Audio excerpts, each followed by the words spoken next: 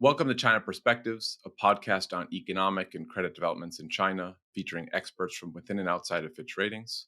My name is Andrew Fennell, head of Greater China Sovereigns at Fitch Ratings.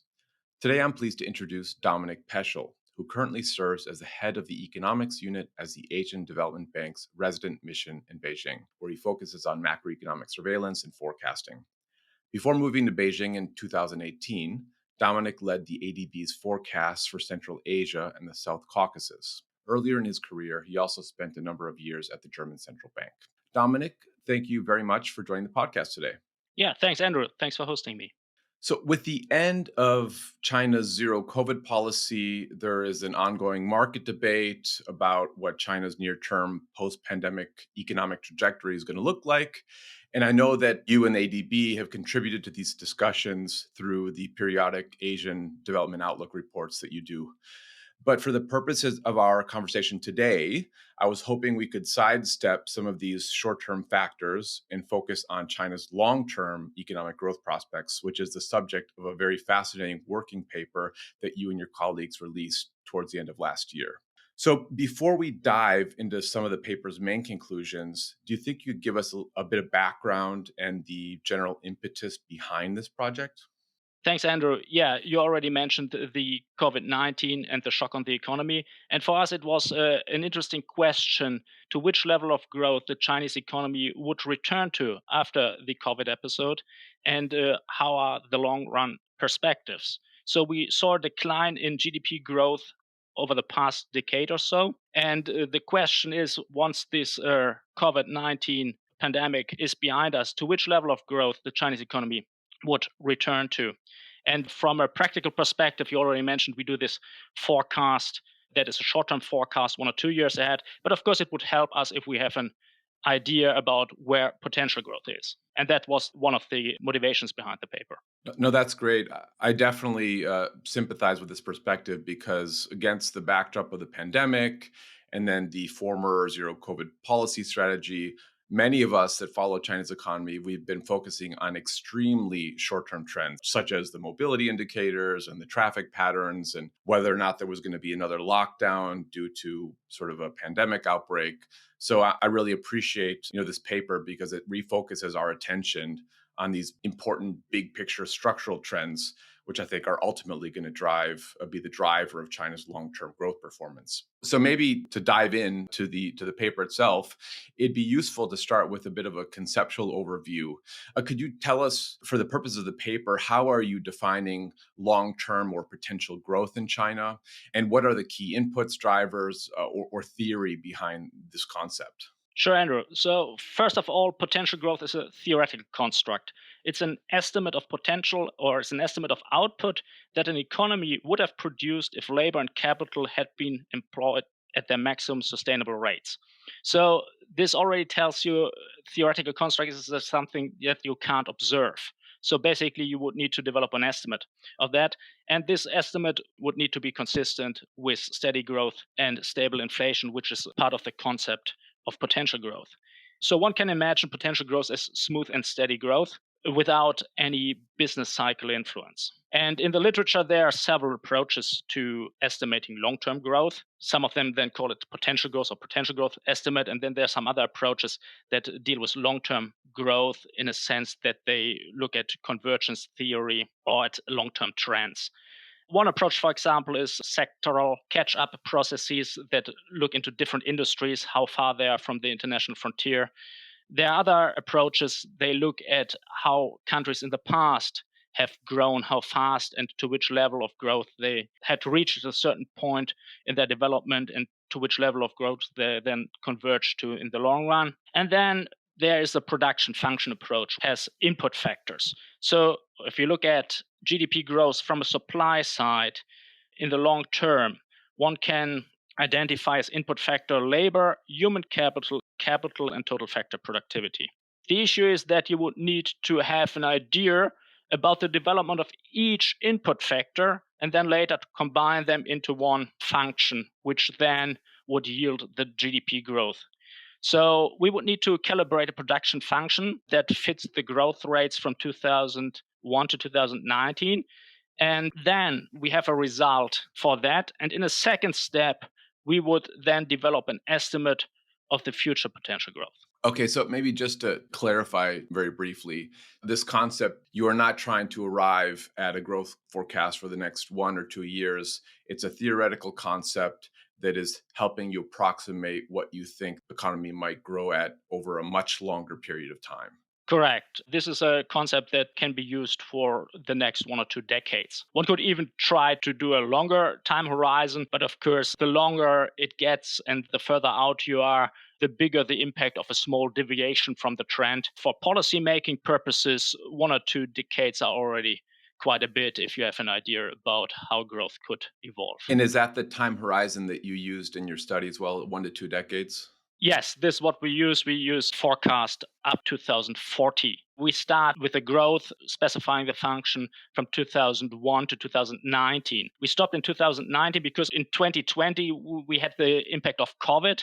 And in terms of estimating and fitting a function, we didn't want to have the distortions from COVID in the estimate. So therefore we started in 2020 and then went up to 2040. Okay, that's great. Thanks for that background. And I know you mentioned this already briefly just a few minutes ago, but could you summarize briefly sort of the approach that you and your colleagues at the ADB took in estimating China's long term growth potential in your study? And also, what were the results? Yeah, that was the second step that I mentioned. Once we had this production function, we would then estimate the trends of all the input factors. And then with that, we would derive at an estimate of potential growth over the next 2 decades. And we have for the labor, human capital, capital, and total factor productivity. And for each of these, we would get an estimate of their long term trends. For labor, which basically is proxied by the working age population. It is comparatively simple because you know demographics, and the people that are in the labor force over the next 15 years must be born already. So you have a good idea how this looks like, in particular since we have updates with the 2020 census. And then human capital, there's also some estimation work to do where we need to look at the educational attainment and the returns to human capital. We develop an index, and the growth rate of this index is then the contribution of human capital to growth. And then we have capital. Capital is very complex to estimate because of the capital stock. So in the production function, actually, it's not the investment rate that goes into that function, but it's the growth rate of the capital stock. And the capital stock is defined as a starting value plus investment each year minus depreciation. So the issue is not only the investment determines the growth of the capital stock, but also the depreciation and the starting value you choose. We had to go through some loops in order to specify that and get a reasonable result, because in the literature, there are deviating opinions how you should specify that and also what are the values on the capital stock. There's also a question if you should include the housing or if you should exclude housing. We discussed that in greater detail in the paper for those people being interested in the technical details. And finally, we have total factor productivity. Total factor productivity is productivity growth. And productivity growth, backward looking, is quite easy to determine because it can be estimated as the residual that cannot be explained by the growth in the capital, human capital, and labor. So basically, if you decompose the growth and then you know what the contribution of labor, human capital, and capital is, the unexplained part is the growth in total factor productivity. But this trick doesn't work the way looking forward, because going forward, you don't have a residual because it is actually the potential growth you want to estimate. And since you don't have the potential growth in the first step because you need to estimate it, you cannot determine the residual. So you would need to develop a proxy, which we then did in the paper. And then with the proxy variables that we use in order to derive at the future total factor productivity, we can then fit a function that yields. But you asked me before about the results, and I might want to come back to that, if I may. So the potential growth estimates for 2020 to 2025 is estimated as an average of 5.3%, and then it would gradually decline to 2% on average in 2036 to 2040. So there's quite some decline over the 2 decades. And as for the drivers of growth, we would have capital and total factor productivity. as the major contributors to potential growth in the long run. Interesting. So we already talked through some of the key model parameters, which you've discussed a bit in detail. And I certainly encourage everyone to download the full paper and digest all the nuances that have been presented there. But I guess for the purposes of our chat today, I thought we could talk about some of the parameters that are the most impactful. One is that certainly dominates a lot of media headlines and discussions about long-term growth in China is definitely demographics, and it's very hotly debated, especially after the census, the 2020 census, which you mentioned earlier in our conversation. So, could you help us understand the influence of China's demographic challenges on your own long-term growth estimates for China? Sure, thinking about the demographic impact on long term growth, there are two ways actually demographics affect long term growth. The first one is the obvious channel that if there's a decline in the workforce because there are fewer people in the working age population bracket, then the contribution of labor will decline. And actually, it has turned negative already in the 2010s, but it's only a slight drag on growth, while this effect will get much stronger, in particular after 2025. So if you look from 2026 to 2040, there is a much bigger drag on growth from the demographics. And this comes mainly from the shrinking working age population. But there's also a second channel, which is a more hidden one. If you think about total factor productivity, and within total factor productivity, we also include sectoral labor shift.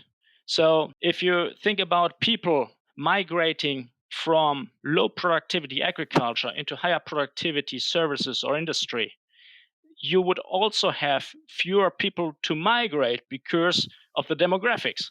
If there are just fewer people can migrate from one sector to another. And this also then leads to lower factor productivity growth because this kind of migration is a part of our estimate of total factor productivity. So the boon that China had from people leaving rural areas and joining factories, that is already coming to the end. And that was for many decades a driver of growth and productivity. Exactly. That's what has happened. If you look at the early 2000s to 2010, there was a significant contribution from the sectoral labor shift. And this has declined already and will most likely decline further in the future. And as you said earlier, that's on top of the fact that the working age population has already peaked. Correct. Well, I guess this is a bit of an introduction to some of these demographic pressures. The second key determinant in the model that you guys have used in your study is capital deepening and investment. This is another hotly debated part of the Chinese economy. Some observers think that investment rates have been much too high in China for much too long. What is the thinking behind the assumptions that you've used for capital investment trends in China in the coming decades? And how does that impact your long-term growth estimates? Yeah, let me start with the impact on growth. Capital investment has a large impact on long term growth. We actually think that it will still be the biggest contributor to growth over the coming decades. For investment, this is proxied by gross fixed capital formation. And gross fixed capital formation is measured as a share in GDP. And I already explained earlier that in the model, it's the growth of the capital stock that determines the potential growth. And then we have the depreciation part and then the starting value.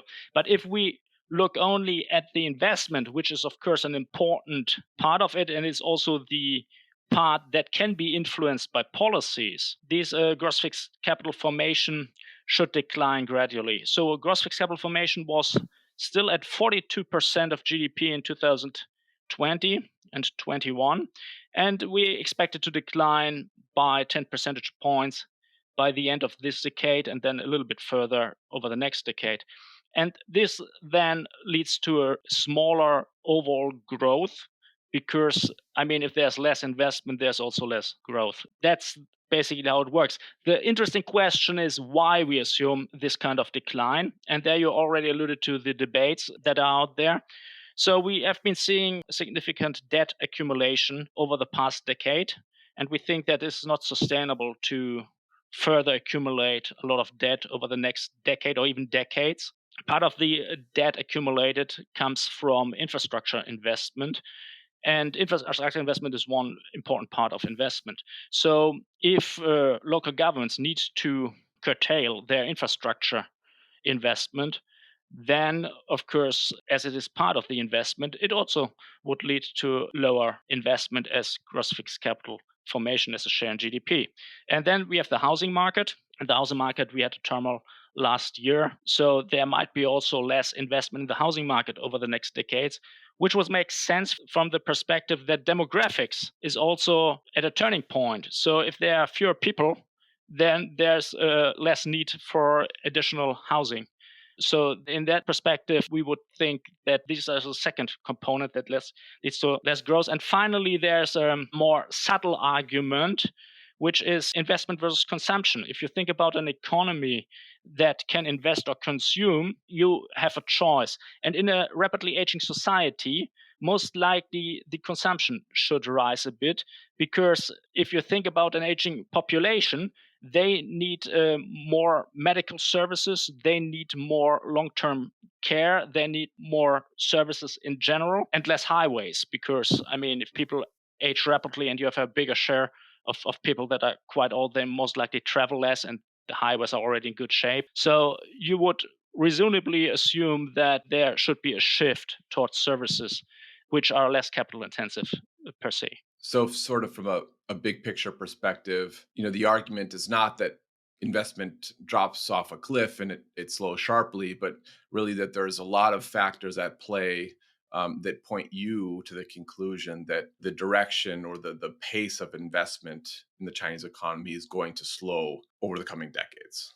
Yes, I mean, the falling off a cliff scenario we don't see, because the economy is managed and part of the investment can be managed because infrastructure investment is government investment mostly. The housing market reacts to changes in housing market policies, and the trends I described with the transition to a more services based economy, the transition of a aging society, that is not a thing that happens overnight, but this is kind of an ongoing process. So we would think that there is a gradual decline. Of course, there can be a bit more or less. I mean, how it plays out from year to year, this is of course uncertain because of developments in the economy. I also talked before about that it's potential growth, and we don't take into account the business cycle influence. So you can have a bit more or less investment in a year, also depending on business cycle, but we abstract from that.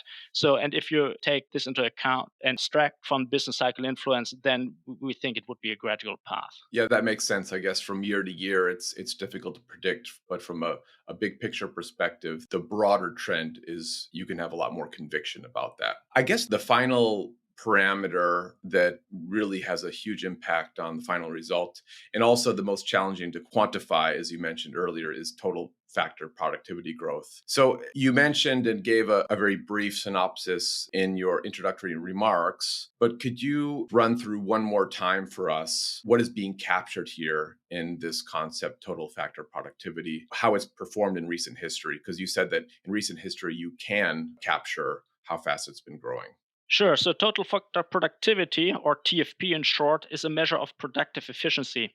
So it measures how much output can be produced from a certain amount of input. So if you can produce with the same amount of inputs more outputs, then your total factor productivity has increased. And backward looking, as I already mentioned, one can estimate that by determining the residual, and this residual then is called total factor productivity, or Solow residual, named after Robert Solow, the economist who worked on that in the 1950s and pioneered that work. And I also mentioned that looking forward, we would need to find a proxy variable for that. And we decompose total factor productivity in four components, which is sectoral labor shift, growth in FDI stock, import growth, and growth in research and development expenditure, R&D expenditure.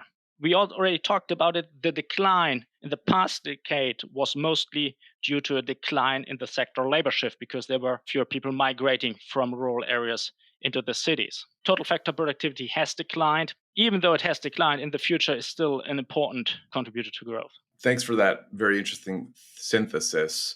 Maybe from here, we should just dive into what your assumptions are for productivity growth in the future, and what are you using in your baseline, and maybe what the upside or downside risks there are. Yes. So in the future, total factor productivity will be mostly driven by R&D expenditure in our view. And I mentioned that we have these four components. There's growth in FDI stock and import growth that have moderated over time, and we would not expect them to pick up. So basically, those two components are there and they contribute a bit. And there are two left, which is the R&D expenditure and returns to R&D, and the sectoral labor shift that I talked earlier about. So on demographics, we talked already about it, and so there will be less contribution from this sectoral labor shift because of less people migrating from rural areas. The key component or the key question is how efficient R&D expenditure is. So research and development. Research and development, you can think about innovation, because if you do research and development, you want to invent new products, and new products then can lead to, or new methods, new materials can lead to higher productivity growth. But by its nature, research and development is uncertain, because if you do research and development, you don't know what's the outcome before, because otherwise it wouldn't be research and development. Basically, you invent something, and how valuable that is in terms of productivity, that is not known. I mean, first, there's a question on how valuable it is for a company. And then, since we look at the economy as a whole, there's also a question how valuable this research and development contribution is towards the productivity of the entire economy. So if it's kind of a breakthrough or if it's just a little add-on and nice thing for a specific company. Of course, on research and development and its contribution to productivity growth, you can have an assumption that can wildly deviate. Even if you agree on how the contribution is to the productivity of companies and firms, it's still not clear what the contribution is to whole economy growth, so to speak. Yeah, so it sounds notoriously difficult to forecast, and really, I guess maybe at its essence, what you probably want to see is economies investing more in R&D, and you just have to assume that at some stage some breakthroughs will happen that affect productivity of the whole economy. I guess the more you spend, the better, and from that sense. Yes, there's one thing about the quantity, and there's also something about the quality and where you invest. I mean, if you do a lot of basic research, then your chances are higher by and large. Because if you do basic research, your chance to hitting something big are bigger than you just tweak around known concept and do a little bit of product design. And this is also an issue that we talked about in the policy recommendation part, where we come to the conclusion that increased spending in basic research is needed and a better protection of intellectual property rights. Because if you think about the incentives that companies have in order to invest in basic research, they must be sure that they get something out of that. Because basic research, if they just invent something general and they cannot protect it and neighbor countries just take it, then the incentive is not there in order to invest in those areas. So at the moment, there's a tendency that companies tend to invest in products that they have already developed and to improve them gradually, which, what I talked about earlier, it's not the best way in order to get to breakthrough inventions. So the question of basic research and how you incentivize companies to do research and the kind of research that might contribute more to productivity growth, that's an interesting.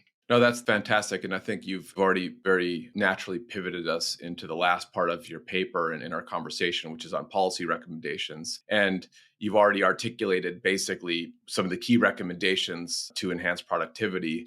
So why don't we pivot now to the other parts of the puzzle that we talked about earlier, which is what can China do, or what do you recommend policymakers do with regard to the demographic and labor market challenges that China faces to offset some of these downside growth pressures? Sure. So, as I mentioned before, demographic aging is there and it's going to stay. And the impact of demographic aging on the labor force will increase over time. So, the adverse impact. So, mitigation measures are needed. If you think about demographics in the long term, in the very long term, what you would like to see is, of course, an improvement in demographics, but this would require more children, so higher birth rates. In order to get higher birth rates, you would need to support families and you would need to shift a lot of policy priorities towards families in order to lift the birth rate, which then, in the very, very long run, can improve your demographics. Don't forget, I mean, we talk about growth until 2040, and I mentioned earlier. So basically, the demographics until 2040 in terms of working age population is more or less known because we know the amount, the people born up to 2021, 22 now. Those people after 15 years enter the bracket of working age population. If you do the arithmetics, you are already in the year 2037, and we forecast until 2040. So these kind of demographics changes or shifts in the birth rate won't affect our forecasting anymore for the period, but it have an effect in the very long run. And I guess the second important point that we can learn from other economies around the world is that policy interventions don't necessarily lead to the results that policymakers are hoping for, empirically, at least in most places. Is that right?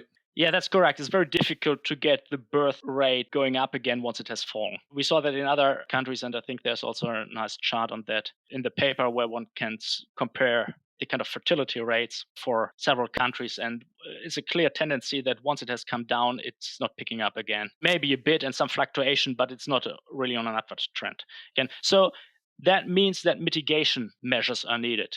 I mean, there is a rapidly aging population. One can deploy some mitigation measures in order to have less of an impact on the labor market. One of it is extending work life. So one can raise the retirement age so that people work longer. If people live longer, it makes naturally sense to also see them working longer in order to have a more balanced work life versus retirement life in terms of proportions. And in particular, it is important in the case of China that people work longer than their mid 50s. At the moment, the actual average retirement age is in the mid 50s. So it's not only extending the legal retirement age, but also people actually working longer. So you can easily imagine if somebody already retires in the mid 50s, he or she is not affected by an increase in the legal retirement age. And in order to reach that, there are also some improvements in the health conditions of the workforce needed. So if you do more occupational health services and disease prevention, people can work longer. And then there is also an issue about increasing labor mobility. We talked about demographic aging. We talked about less people migrating from rural areas. But if you have fewer people into the workforce, the ones you have should be deployed most efficiently. For people that don't know, there's a household registration system called HUCO in the PRC, and this is linked to some of your social benefits. And so you would loosen some of these restrictions of people then moving to other areas where they are needed more. And finally, last but not least, raising female workforce participation is also a measure. So this female workforce participation rate has fallen over the past years, and a possible measure includes strengthening equal employment opportunities, increasing maternity leave, and improving support for childcare, elderly care, and single mothers. So there are some aspect of social policies coming in as well. So the mitigation measures is kind of a broader approach that you use some adjustments in the legal retirement age, you work on the health conditions and health care, you raise the female workforce participation, and you increase labor mobility. So with these kind of measures, you can mitigate the adverse impact of the demographic aging. Interesting. I mean, some of these sound pretty challenging, but others sound pretty realistic if policymakers sort of put their heads together and really push through some changes. I guess the final piece of the puzzle that we haven't talked about yet is investment. What are your main recommendations to ensure that the future capital investment in China is allocated to maximize future growth? So the key question there is who should invest in what in an economy?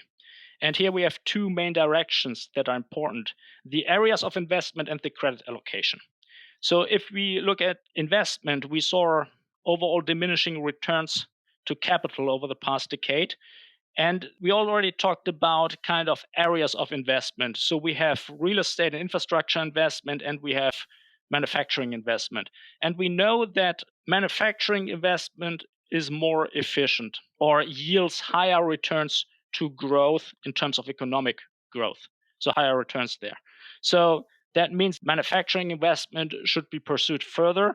And for the real estate and the infrastructure investment, there must be a strategy in order to have them expand at a moderate pace. We already talked about kind of the debt of local governments and their increasingly challenges to finance more infrastructure financing. And then we talked about the housing market and the needs of population for more housing and most likely a natural moderation in the growth of the housing stock that then also, of course, would require an adjustment in investment in the housing market. So, all things equal, just to interject here, all things equal, what you're saying is that if now we're going through a deceleration in housing and a bit of a structural change, but if housing comes back in a big way, that's not necessarily good for long-term growth in China. If because there's so much infrastructure, if they focus on more and more infrastructure, also not necessarily good. So the key way to maximize efficiency would be something like manufacturing investment. Is that more or less your key conclusion Yes, there? among the three kinds of investment, of course, in infrastructure, one could differentiate hard and soft infrastructure. Hard infrastructure being like roads, airports, or railways, and soft infrastructure more like healthcare and education. But then it's also the question, how is this accounted for? So if you build a hospital and the hospital building, it's a kind of investment. But if you hire nurses and doctors in order to work there, that is not counted as investment, as consumption. There might be also a kind of natural shift in what you need and how you should balance actually investment and consumption in kind of accounting terms. So it's quite obvious that doesn't help to build like 2 or 3 hospitals if you don't have the doctor and nurses to run them. So that is just an example. Yeah. So the capital allocation and what you mentioned, I think it's broadly correct. The other part is in manufacturing investment and investment in industry and also in the services sector. Who should get credit in order to do something? We just discussed the areas of investment, but it's also important who should do the investment and what kind of preferences they have. And here we would recommend to shift away credit from SOEs more to the private sector and shift away bank credit from big companies to small and medium sized and micro businesses. There are reasons behind that because we can see in that a lot of industrial SOEs, they are loss making. They might have to exit the market in case there are reforms because it doesn't make sense to indefinitely sustain them with credit because credit needs to be deployed productively. And the other thing is that the small and medium enterprises, they have challenges to get bank credit because the bigger companies usually have better collaterals. But these small and medium sized and micro business, they're very important for employment. And they're also very important for services delivery because a lot of them are in the services sector. You want to transition towards services, as we discussed before. So having more credit going towards them would facilitate that development. Great. Thank you very much for all of these insights and these important policy recommendations. And I encourage anyone who wants to dive into some of the details on this topic to download the paper from the Asian Development Bank website. Dominik, do you mind telling us the entire name of the paper just in case folks are having trouble finding it? No, sure. It's the long-term growth prospects of the People's Republic of China. Okay. Thank you very much for your time today. Thank you, Andrew. You've been listening to Fitch Ratings China Perspectives podcast. To learn more about our ratings and research on China, visit us at fitchratings.com. Please subscribe via iTunes, Spotify, or wherever you get your podcasts. Fitch Ratings does not provide policy advice. Any policy recommendations provided in the course of this podcast represent those of external parties.